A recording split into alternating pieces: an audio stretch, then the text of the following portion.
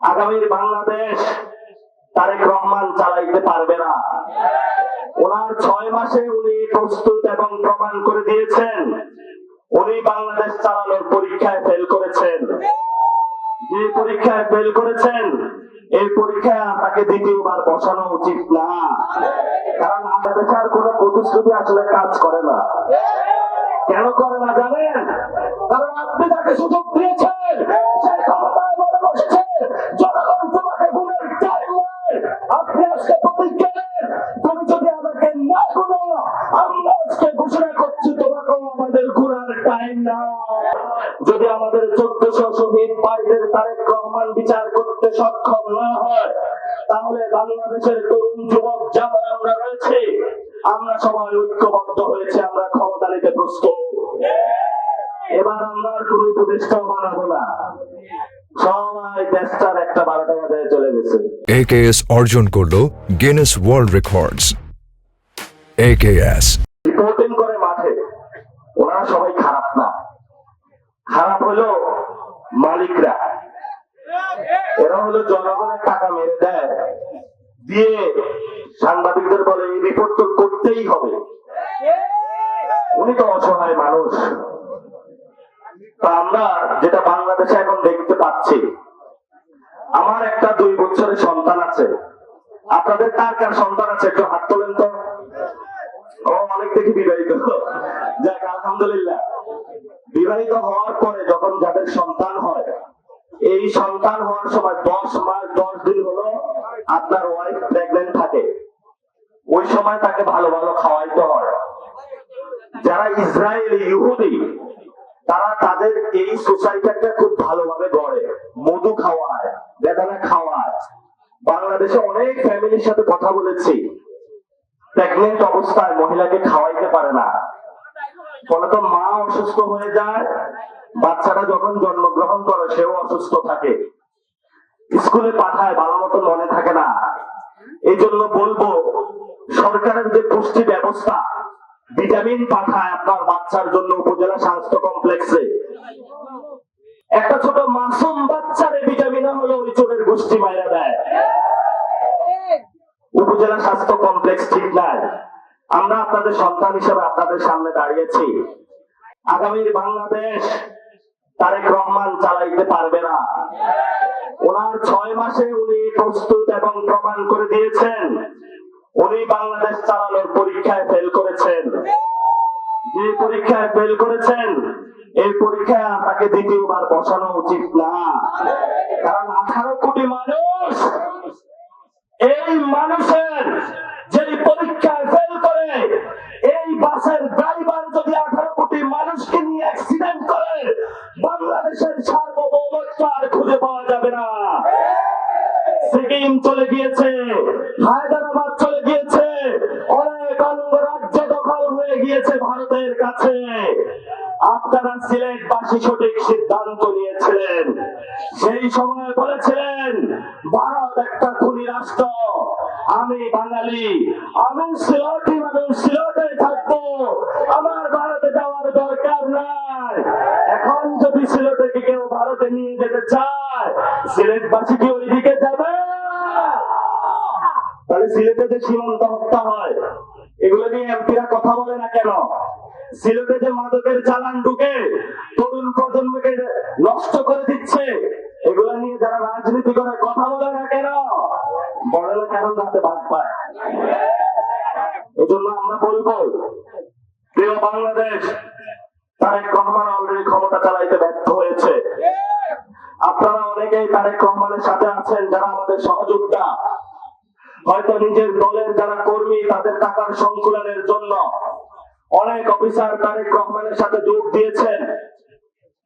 আপনার একটা ফ্ল্যাট গুছানোর জন্য বা একটা বাড়ি গুছানোর জন্য আমরা বাংলাদেশের মানুষের পক্ষ থেকে আপনাদেরকে বলতে চাই, তারেক রহমান যদি সংস্কার বাস্তবায়ন করে, তাহলে উনি খেলার মধ্যে যেমন সেকেন্ড চান্স, একটা সেকেন্ড লাইফ পায়, এই ধরনের সেকেন্ড লাইফ পাওয়ার একটা সুযোগ আছে। যদি তা না হয়, যদি আমাদের 1400 শহীদ ভাইদের তারেক রহমান বিচার করতে সক্ষম না হয়, তাহলে বাংলাদেশের তরুণ যুবক যারা আমরা রয়েছে, আমরা সবাই ঐক্যবদ্ধ হয়েছে, আমরা ক্ষমতা নিতে প্রস্তুত। এবার আমরা আর কোন উপদেষ্টাও বানাবো না, সবাই দেশটার একটা 12টা বাজায় চলে গেছে। এবার হলো একটাই অ্যাকশন, তরুণরা পুরো বাংলাদেশে যেভাবে ডাকাতদেরকে ঠেকিয়েছে, এইভাবে নিজেরা ক্ষমতায় গিয়ে নেতৃত্ব দিয়ে বাংলাদেশে চাঁদাবাজি বন্ধ করবে, টেন্ডারবাজি বন্ধ করবে, তরুণদের কর্মসংস্থান ব্যবস্থা করবে, ব্যবসায়ী ভাইদের উন্নয়ন করবে, পুলিশের সংস্কার করবে, ব্যবসার সংস্কার করবে, মিডিয়ার সংস্কার করবে, আপনার মা বাবার চিকিৎসার নিশ্চিত করবে, আপনার যে সন্তান রয়েছে তার চাকরির ব্যবস্থা করবে। যারা সিএনজি বাইরে আপনারা স্টেশনে গিয়ে গ্যাস পাচ্ছেন না, আমরা আপনাদেরকে প্রতিশ্রুতি দিচ্ছি গ্যাসের ব্যবস্থা করব। যেই পেট্রোল অক্টেনের দাম বাড়ানো হয়েছে, জনগণকে ভোগান্তিতে ফেলানো হয়েছে, আমরা আপনাদেরকে কমিটমেন্ট দিচ্ছি পৃথিবীর আরো অনেক দেশ রয়েছে যেখান থেকে আমরা অক্টেন এবং পেট্রোল এনে আপনাকে কমিয়ে দেওয়ার ব্যবস্থা করব।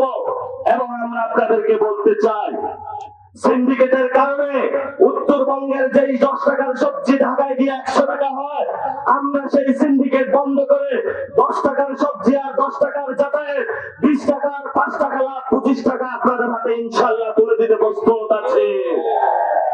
এটা কি কোনো কঠিন কাজ? খুবই সহজ কাজ। 10 টাকার উৎপাদন, 10 টাকা যাতায়াত, 5 টাকা হলো লাভ, অনেক লাভ আলহামদুলিল্লাহ। সিন্ডিকেট সব বাদ। এটা কোনো কঠিন কাজ? এটা তো একদিন বললে তারেক রহমান বন্ধ করতে পারে, পারে না কেন? রামিসা হত্যার বিচার, রামিসা সবাই বলছে শিশু রামিসা হত্যার বিচার হয় না। এটা তো প্রতিশ্রুতি দিয়েছিল 1 মাসের মধ্যে হবে। বাংলাদেশে আর কোন প্রতিশ্রুতি আসলে কাজ করে না। কেন করে না জানেন? কারণ আপনি তাকে সুযোগ দিয়েছেন, সেই ক্ষমতায় বলে বসেছে, জনগণ তোমাকে গুণের টাইম নয়। আপনি আজকে প্রতিজ্ঞা নেন, তুমি যদি আমাকে না গুণো, আমরা আজকে ঘোষণা করছি তোমাকেও আমাদের গুণার টাইম না।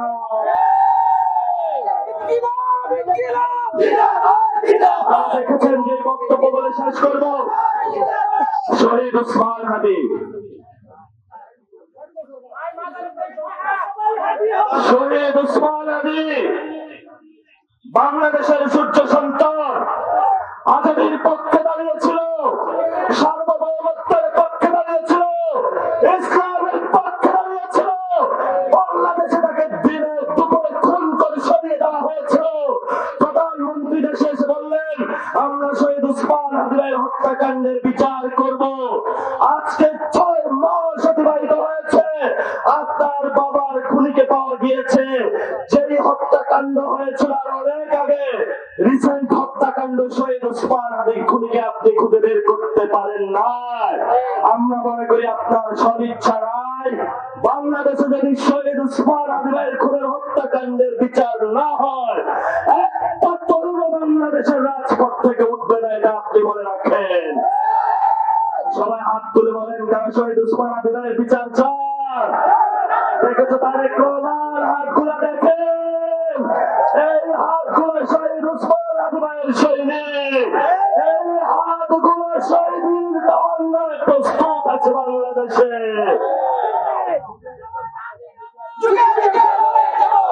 আমরা এখনো বিচার খুঁজে পাই নাই, পেয়েছি। আমি একটু এভাবেই কথা বলি, সহ্য করতে হবে আপনাদের। ক্ষমতায় যেহেতু বসছেন, একটু গন্ডারের চামড়া হইতে হবে, তবে এমন গন্ডার হয় না যে লড়া দিলে লড়ে না সারা জীবন। আমাদের ইজ্জত নিয়ে আপনি ছিনিমিনি খেলছেন, আমাদের তরুণদের ভবিষ্যৎ নিয়ে আপনি ছিনিমিনি খেলছেন, আমাদের মা বোনদের ভবিষ্যৎ নিয়ে আপনি ছিনিমিনি খেলছেন। এই অধিকার আপনাকে কে দিয়েছে? যদি ছিনিমিনি খেলেন, আমার ভাগ্য নিয়ে বাংলাদেশের সব মানুষ বসে থাকতে পারে, তারেক রহমান পুরো বাংলাদেশ আপনি নিতে পারেন, তবে নাসির উদ্দিনকে কখনোই আপনি আপনার পক্ষে নিতে পারবেন না, এটা আপনাকে লিখে দিয়ে দিলাম আমি।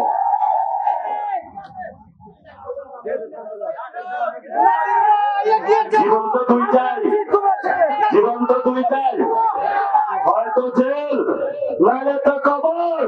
জেলে গেলেও শান্তি, কবরে গেলেও শান্তি, আল্লাহর কাছে চলে গেলাম, তবে কোন চাঁদাবাজের কাছে গেলাম না। এটাই জীবনের সবচেয়ে প্রশান্তি। আপনাদের এখানে কর্মসংস্থানের ব্যবস্থা চাই।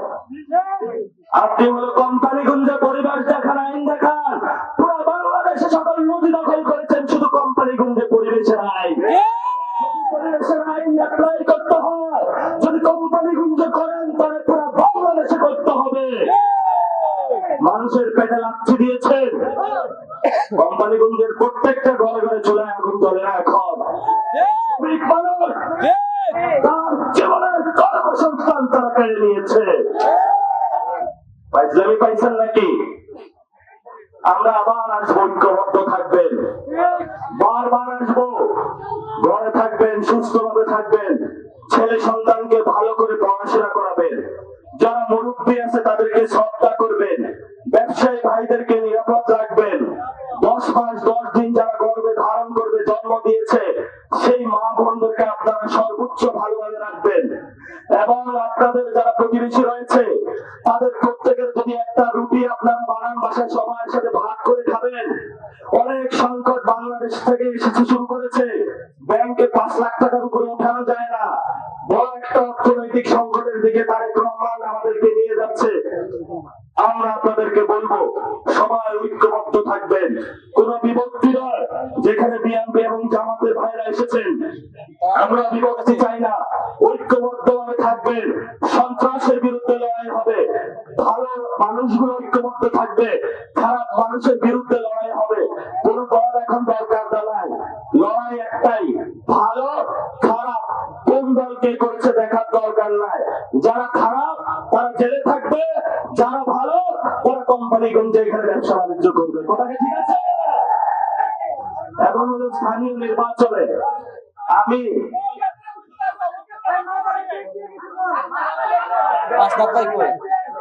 আমাদের মাজারের অনেক জায়গায় অব্যবস্থাপনা চলছে।